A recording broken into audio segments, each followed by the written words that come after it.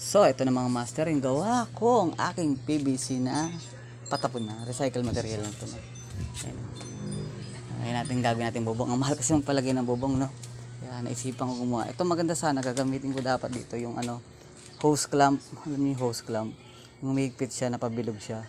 Sana isa dito, nakapaganon. Tapos isang nakaganon. So wala pa ako daw nakabili. Yung madali ko, gumawa muna yung ginamit ko. Pero papalitan ko din yan. Ayan siya. Gumawa muna yung ginamit ko. Ayan. Kahoy, tinornilyo ko lang siya. So lalagyan ko pa siya rito sa gitna, no, para mas matibay siya. Isa pang kahoy ulit na itutornilyo ko.